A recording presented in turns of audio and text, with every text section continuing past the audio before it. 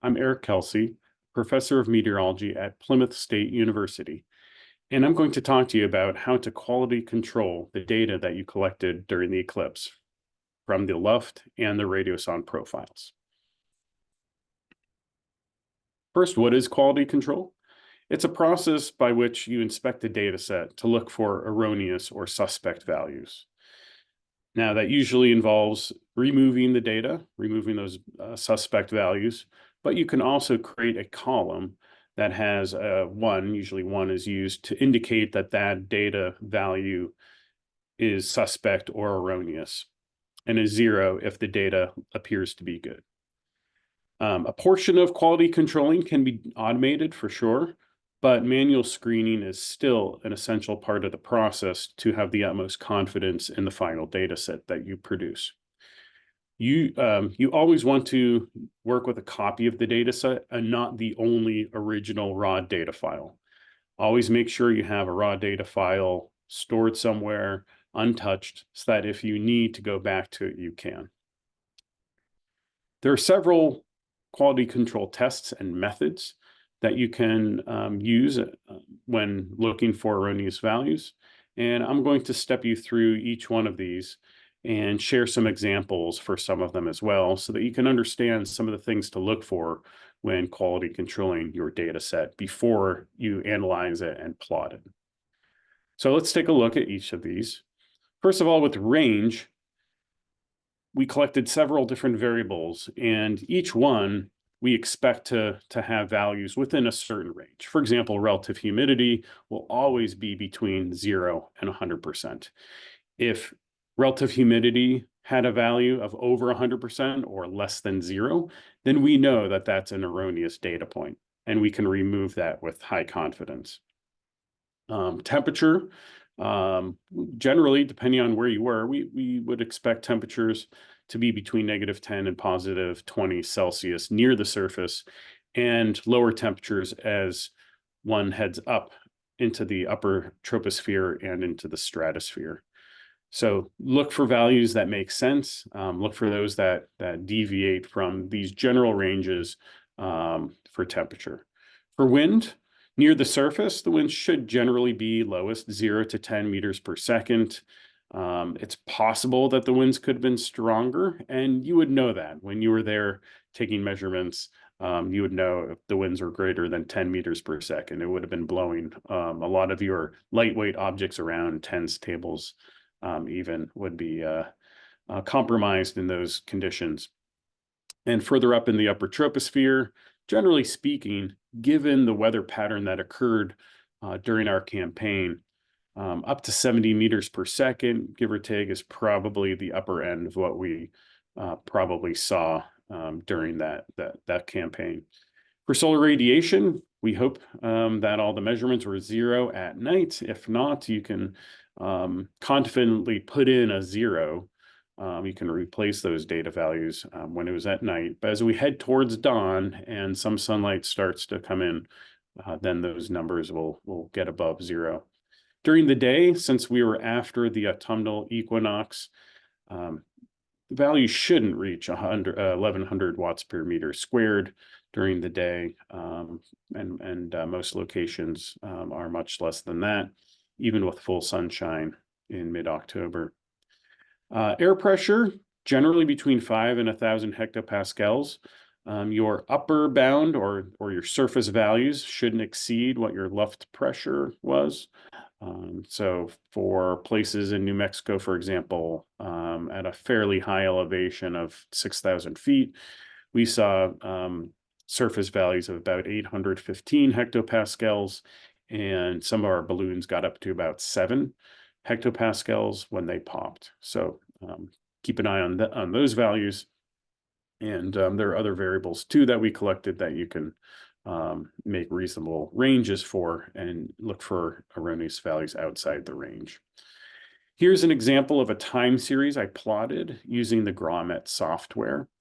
And I ran a simulation of one of our radiosonde profiles. And you can see here that in red that the pressure goes way off the chart. Pressure is higher going up. Our starting pressure at the surface was 817 hectopascals, and this goes way above 1,000, which is highly unrealistic, especially since, according to the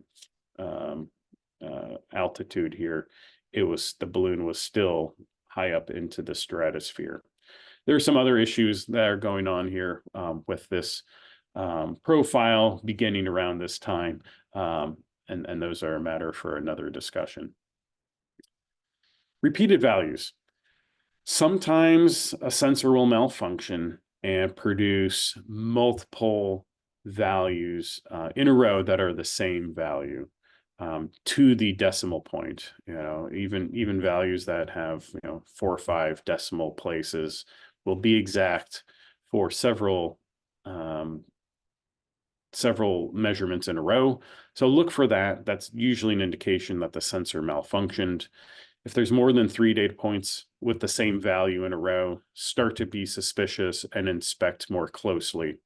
You can look at other variables measured by that same sensing platform to see if perhaps it was evidence of some larger sensor platform problem. Maybe it was a power problem or something like that, and not just the specific sensor. If you see other variables acting funny during the same time, then you know there's something systematic with the entire platform going on, and you can remove all values. If it was just one sensor that had many values of the same value in a row, then you can consider them as possibly good. But if there's dozens upon dozens of them in a row of the same value, then they're probably not trustworthy. You're going to need to use your judgment and certainly ask your pod lead or other people on your team to see what they think too.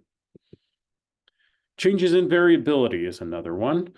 You may see values suddenly spike or dip or very dramatically up and down rapidly over a period of time. And the values still might fall within an acceptable range, but that variability is the key here, and that may indicate that there are some erroneous values that you need to remove. Here's an example where relative humidity in orange here undergoes a transition from very low variability in the first part of the ascent. And here's a more humid layer here. But in general, the variability from data point to data point is not very large. The balloon gets up into the stratosphere, and so the humidity drops down to 2%, which is where we expect it for the stratosphere, where there is not much water vapor at all. And then we start seeing some rapid fluctuations occur, first here, and then again, especially here, if you follow my cursor, up where the balloon is above 60 hectopascals or so, above 19 kilometers. And this high variability looks unrealistic unto itself, but then you can also look at other variables from this launch. For example, altitude. It looks like the altitude dropped out here most likely due to loss of communication with enough GPS satellites. And so this could be related, this dropping out from the GPS satellites could be caused by, could be caused by the same problem that caused the high variability and relative humidity here, which continues on and on through the flight. And then that variability gets back to more reasonable levels at the same time that the altitude comes back in. And so it seems like those two are related. And before and after this middle section of high variability, those relative humidity values do look okay and acceptable. And I would probably remove this entire chunk of data here of relative humidity. The temperature looks good. We expect the temperature to reach a minimum around the tropopause, around 100, 150 hectopascals as we see that, and then increase again as it gets higher into the stratosphere. So all of that looks good, as does the pressure. So it's just relative humidity that I would remove from this. Spatial consistency. Seemingly realistic values can still be erroneous, and the only way to really know that is by comparing them with other sensors nearby, from other teams' data if they were co-located or very close by, other radiosonde profiles from the National Weather Service if those were nearby, and other weather stations. This one can be hard to figure out, hard to test if you don't have nearby weather sensors to compare with. Temporal consistency is the next one. And this is probably one of the strongest tools you can use, where you can view a sequence of data or a time series of data to figure out if there's any strange anomalies in the data. And here's a great example here where I have a sequence of 6 radiosonde profiles. And I highly recommend that you do this, where you plot a bunch of these and just click through them and see how things change. Now, these first 2 here that I'm toggling back and forth with, you can see some small changes between the two, and the temperature profile in the red and the dew point in the dashed black lines. Those look pretty good. There is one suspect date point up here that I would remove. It's a strange spike in humidity there that there's no evidence of in the previous profile. And if we go to the next one after that, it's not there as well. So going back to it, I would remove that. But otherwise, these 2 profiles seem realistic. The wind speeds and directions are fairly consistent between the 2, with small and expected changes. And toggling through to the 3rd and now the 4th, we can see a big change. So going back to the 3rd and then to the 4th in the sequence here, you can see this big jump in temperature and in humidity occurring in this region, 700 to 600 hectopascals. This is clearly very unrealistic. This decrease in temperature right here would be very unstable and is unrealistic to happen in the atmosphere. The other variable that is out of whack is the wind speeds here that suddenly reach over 100 knots. Clearly that's realistic, and those data points need to be removed. So going back and again, looking at how things change here, we have many values here in this layer. Again, roughly 700 to maybe 550 that need to be checked and possibly removed.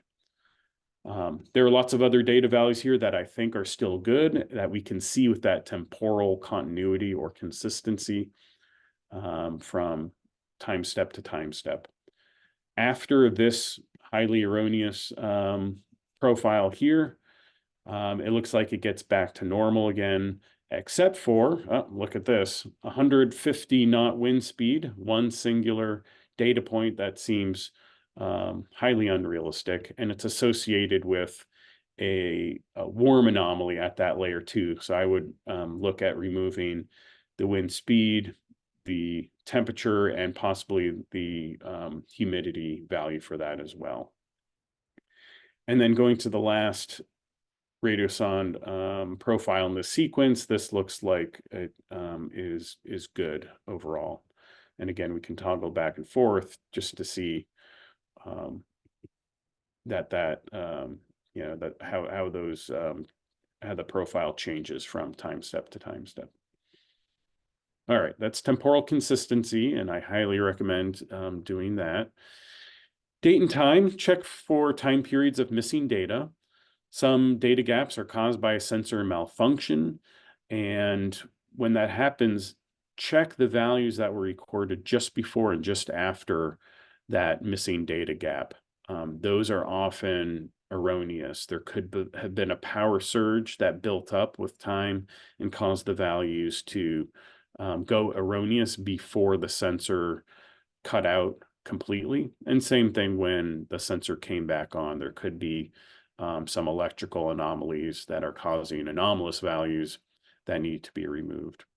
Other times, these data gaps are just simply a communication error, and otherwise all of the reported values are valid, both before and after it.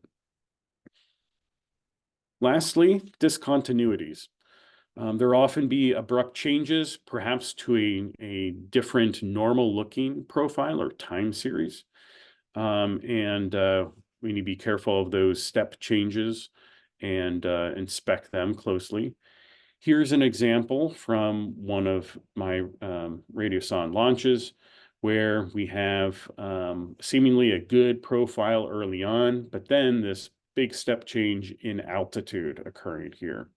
Clearly, the balloon did not ascend 18 kilometers or so in a matter of 5 to 10 minutes.